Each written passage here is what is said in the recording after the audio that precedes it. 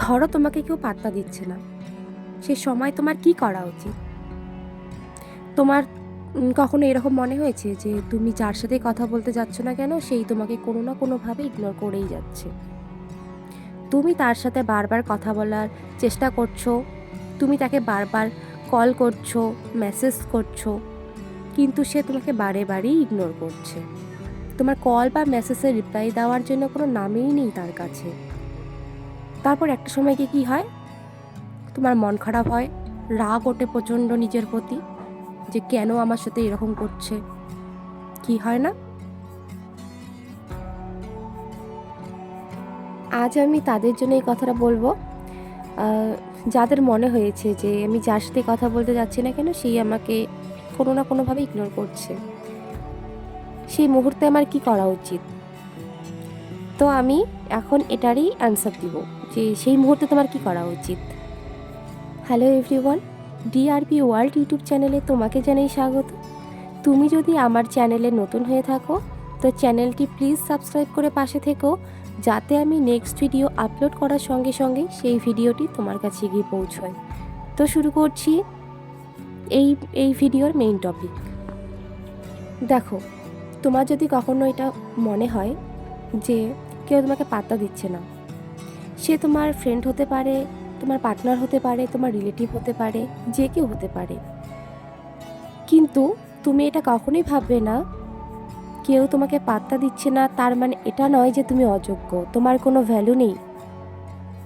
তার মানে কি জানো তো? তার মানে একটাই হতে পারে, তুমি হয়তো ভুল জায়গায় নিজেকে প্রমাণ করতে যাচ্ছ। আর আমরা সবথেকে বড় ভুল কোথায় করি জানো?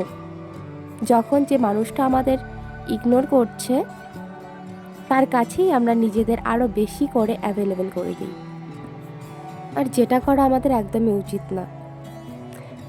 আর আমি এখন বলবো, যে তোমাকে ইগনোর করে সেই মুহূর্তে তোমার ঠিক কী করা উচিত। নাম্বার 1, তাকে বারবার ফোন করতে যেও না, এতে সে বিরক্ত হয়। এমনিতে তো তোমাকে ইগনোর করেই করে, তখন সে আরও বেশি করে তোমাকে ইগনোর করা শুরু করবে। তাই তাকে বারবার ফোন মেসেজ এসব করো না, বুঝলে? নাম্বার 2, তুমি এতদিন যে ভুলটা করে এসেছো, কোন ভুল? নিজেকে সবার সামনে এক্সপ্লেইন করা। হ্যাঁ, এবার থেকে এটা টোটালি অ্যাভয়েড করো। কি দরকার আছে নিজেকে অন্যের সামনে গিয়ে এক্সপ্লেইন করার? তুমি তো জানো যে তুমি কী রকম, ব্যাস। আর কি দরকার অন্যদের জানানো? তুমি কেমন সেটা তুমি জানো, এটাতেই খুশি থাকা উচিত। নাম্বার 3, যেটা তুমি আগে করে এসেছো। কি করে এসেছো?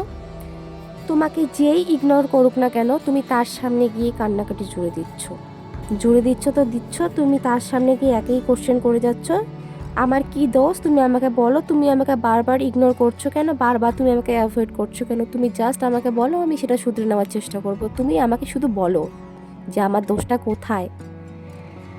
এবার থেকে তোমাকে এটা টোটালি বন্ধ করে দিতে হবে। কি ভাবছো তোমার এই কান্নাকাটি দেখে সে তোমাকে বুঝবে, তোমার কষ্ট বুঝবে সে? না, এটা তোমার একদম ভুল ভাবনা। তুমি যতই তার জন্য কষ্ট পেয়ে কান্নাকাটি করো না কেন, সে তোমাকে ইগনোর করছে, সে কিন্তু তোমার এই কান্নাকাটিটাকে জাস্ট ড্রামা ভেবে উড়িয়ে দেবে। তুমি যে তার জন্য এত কষ্ট পাচ্ছ সেটা সে কখনোই বুঝবে না। তাই সে যেমন তোমাকে ইগনোর করছে, তুমিও সেমভাবে তাদের সামনে গিয়ে কান্নাকাটি করা বন্ধ করে দাও। নাম্বার 4, কেউ তোমাকে ইম্পর্টেন্স দিক না দিক, কিন্তু তুমি কখনোই কারোর সামনে তোমার সেলফ রেসপেক্ট ভাঙতে দিও না। কারণ যে মানুষ তোমার মূল্য বুঝতে চায় না, তাকে তুমি বারবার বোঝাতে গিয়ে তোমার সেলফ রেসপেক্টটা নষ্ট করে দিও না। আচ্ছা, আমি তোমাদের এতক্ষণ ধরে বললাম কেউ তোমাকে ইগনোর করলে তোমার কি কি করা উচিত নয়। এখন বলবো তোমার কি কি করা উচিত। নাম্বার 1, চুপচাপ সরে যাও।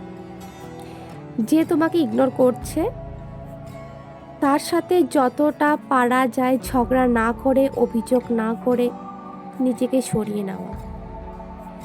একটা কথা কি জানো, নীরবতাই না অনেক সময় সবচেয়ে বড় জবাব হয়ে দাঁড়ায়। নাম্বার 2, নিজেকে প্রশ্ন করো, কেন তুমি এমন কারো কাছে ইম্পর্টেন্স চাইছো যে তোমাকে সুযোগ পেলে ইগনোর করছে? এই কথাটা একবার ভেবে দেখো।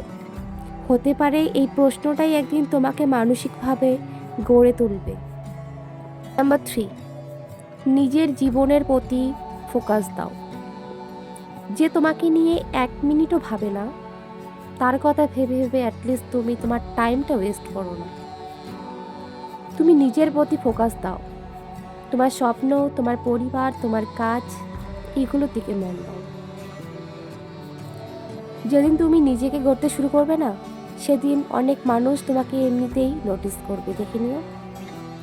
তাই অন্য কেউ তোমাকে ইম্পর্টেন্স না দিলেও তুমি নিজেই নিজেকে ইম্পর্টেন্স দাও। এটাই দরকার জীবনে, জানো তো। মনে রেখো, যে মানুষটা তোমাকে হারানোর ভয় পায় না, তাকে ধরে রাখার দরকার নেই, তাকে ছেড়ে দেওয়াই ভালো। তুমি ভিক্ষা করে ভালোবাসা পাওয়ার জন্য জন্মনি, এটা সবসময় মাথার মধ্যে ঢোকে না। অনেক সময় আমাদের কি মনে হয় বলো তো, হয়তো আরেকটু চেষ্টা করলে সে আমাদের বুঝতো। আমাদের এই ভুল, একটু চেষ্টা করে দেখি না কি হয়। কিন্তু না, এটা আমাদের সব থেকে বড় ভুল ধারণা, জানো। সত্যিটা কি, যে শুরু থেকে ইগনোর করছে সে কখনোই বদলাবে না। সে বদলানোর জন্য নয়, বদলানোর হলে সে অনেক আগেই বদলাতো। সে শুধু তোমাকে ব্যবহার করতে জানে। একদিন তুমি দেখে নিও, এমন জায়গায় পৌঁছবে সেখানে না তোমাকে কেউ ইগনোর করছে না। আর তার কারণটা জানো? কারণ তুমি তো নিজেই নিজেকে গুরুত্ব দেওয়া শিখে গেছো। আর যে নিজেকে গুরুত্ব দেয় তাকে সবাই গুরুত্ব দেয়। যে নিজেকে গুরুত্ব দিতে জানে না, তাকে সবাই ইগনোর করে। আর তখন তুমি বুঝবে, সবাই পাশে না থাকলেও নিজের পাশে থাকাটাই সবচেয়ে বড় কথা। এটাই সবচেয়ে জরুরি জীবনে। আর একটা সাফ কথা বলে দিচ্ছি, এখন থেকে যে তোমাকে পাত্তা দিবে, তুমিও তাকে পাত্তা দিবে। যে তোমাকে পাত্তা দিবে না, তুমিও তাকে পাত্তা দিবে না। হ্যাঁ, এটাই তোমার সেলফ রেসপেক্ট। ভিডিওটি তোমাদের কেমন লাগলো তা কমেন্টে অবশ্যই জানিও। যদি ভালো লেগে থাকে তাহলে লাইক করে দিও, পারলে বন্ধুদের সঙ্গে শেয়ার করে দিও। আর এই রকম ভিডিও পেতে চ্যানেলটি সাবস্ক্রাইব করে রেখো। আজ এখানে শেষ করছি, দেখা হচ্ছে নেক্সট ভিডিওতে। Thank you for watching.